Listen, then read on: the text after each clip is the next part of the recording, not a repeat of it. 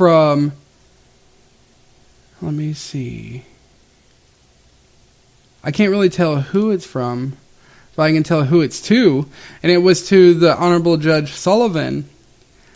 And it says right here, the content of both versions of these report is identical, except that the first version, which was indigently signed and certified in February 2017. Once the error was recognized, the header was removed and corrected. And let's see, this is directly from the letter right now. A header labeled draft document deliberative material.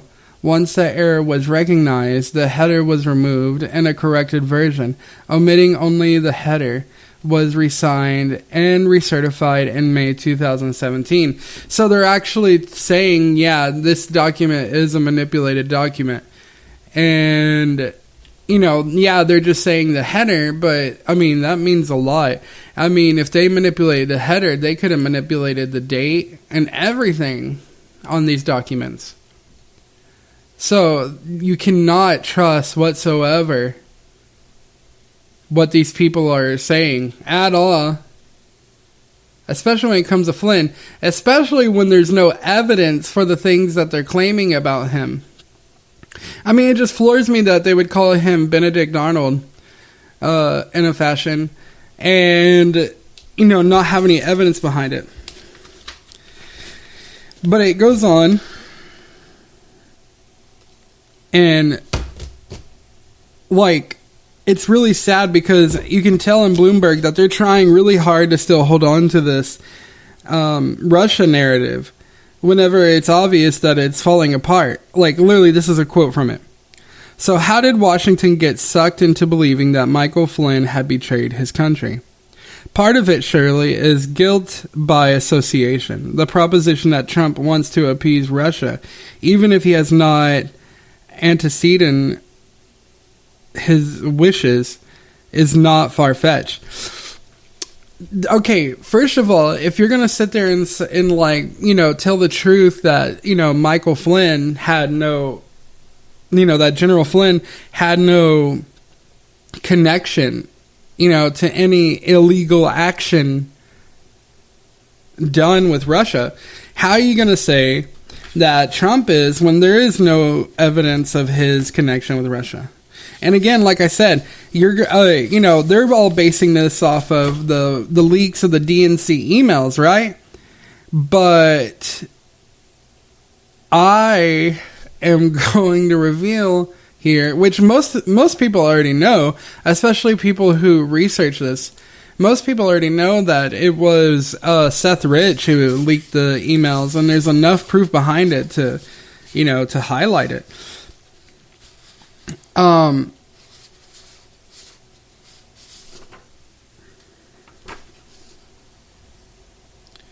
And here's something that really made me laugh. All of which to say, 2 years ago, outside observers could be excused for being suspicious of Michael Flynn's ties to Russia. The same, however, cannot be said of the FBI. So, how you gonna sit? Yeah, you know why everybody thought freaking Michael Flynn was suspicious? Because the freaking media told everybody he was. Everybody in the media was saying, Flynn is guilty of betraying the country.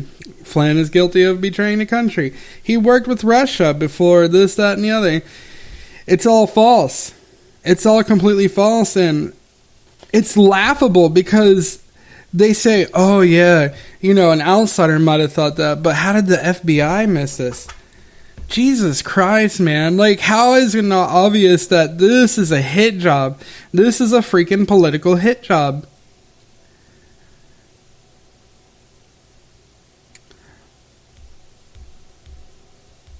And then it goes on, it's talking about, like, how, you know, this could be possible, right? And they give they give 3 reasons, but 2 of the reasons are, like, what the fuck? It says that the investigation might have remained open even after Comey said to close it.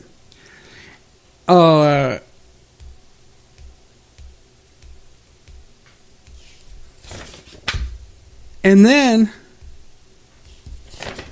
yeah, hold on.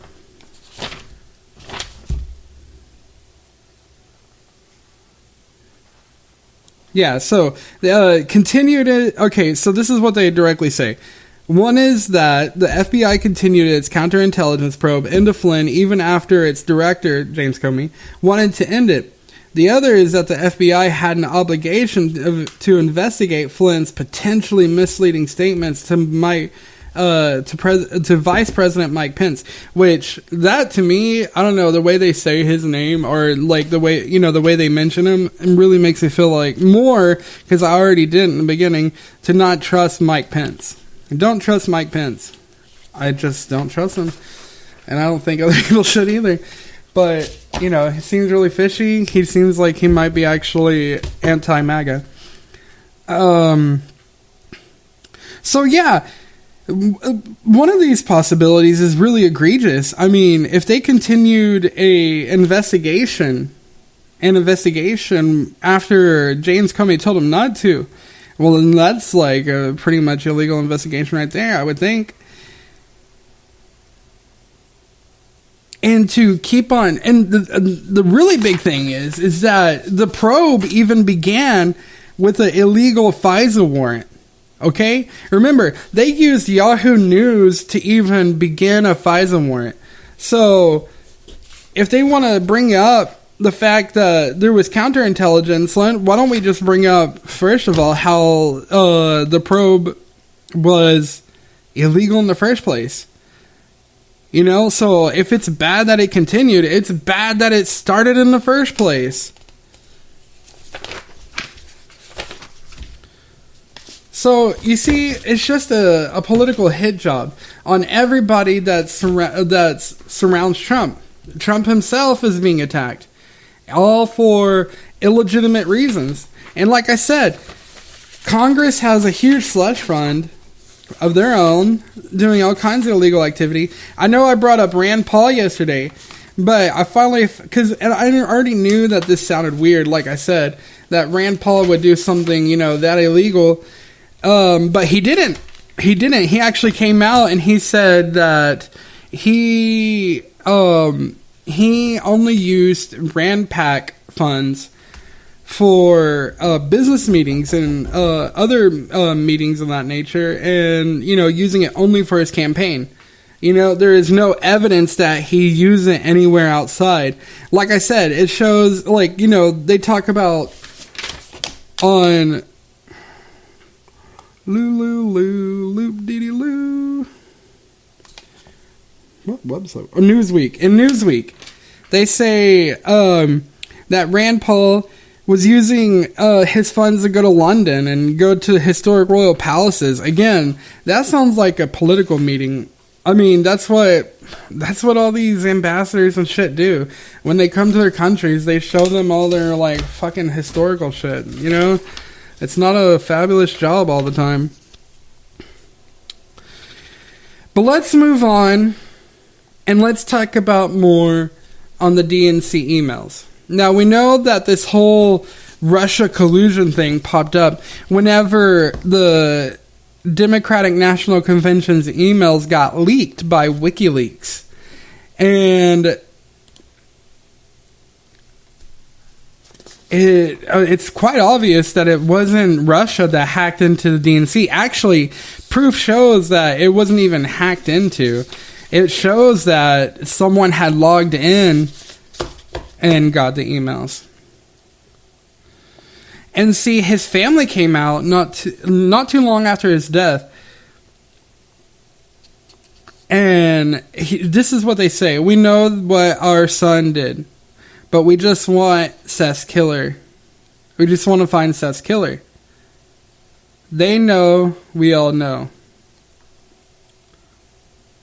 That's freaking crazy. They have evidence that they know that Seth did it, which is about to come, which I'm about to reveal here. But it's really crazy because even they had an investigator named Rod Wheeler come out, which was actually paid for, if I believe correctly, by I don't want to say Fox News, but it was by some news channel, news agency that literally paid an investigator to investigate Seth Rich's death and what could be going on. See, Aaron, his brother, had his cell phone, but he also said that he didn't have it. And he just concluded with, we're not going to worry about the cell phones. And Aaron even said to Wheeler, all I want you to do is work on a botched robbery theory, and that's it. Because that's the thing. They said that Seth Rich died of a robbery, a bad robbery. But if it was a robbery gone wrong, then they would have still stolen his watch and wallet and things of that. Which I'm about to go and list the different things that are weird about Seth Rich's murder. And things like that. And see, you have to understand, Seth Rich worked with the DNC. He was a very proud American. He was a Bernie Sanders supporter. And he was just a good all-around American guy. And when he found the information that he did, I'm pretty sure he was completely shocked. And so he did what any good American would do and be a whistleblower and take the information and try to use it to tell the truth. And so we see here in this article that he actually had the documents in a Dropbox that he gave connection to, I believe, to WikiLeaks and his friends. Yes, WikiLeaks did get the password, and so did his friends, because he literally said, if I die, you have things that will protect you and protect, my name and things like that. Which were used.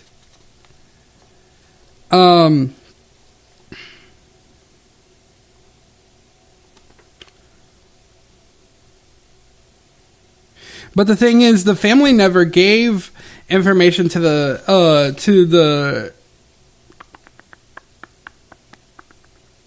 any of the House committees about this stuff. But I think it's because there's a lot more. I mean, of course, there's a lot more going on than we actually know. That's the thing. We're only giving pieces and little bits of information. All we can do is just research, and try to put together the real story. Because it's really some of this stuff is really chopped up, and they try to mislead you and things like that by not giving full quotes. So you have to go back and figure out what was really said and things of that nature. And it's just really bad because you can tell it's a full-blown cover-up. I mean, it makes John Podesta look bad, his brother, the Clintons, everybody in the DNC. Really, it shows that there's massive collusion of different foreign agencies, and not only that, but possible pedophilia and things like that I won't get into today. But it's really bad, unsavory shit. And this man is literally killed over it. And then they use Russia collusion not only to try and make Trump look like a traitor, but to also cover up this man's death. And this guy was 27 years old. He still had a lot of life ahead of him. And he did the right thing and took this information so everybody would know the truth. But the thing is that the DNC kind of got ahead of things. They did their brainwashing techniques, got everybody believing that Trump is colluding with Russia.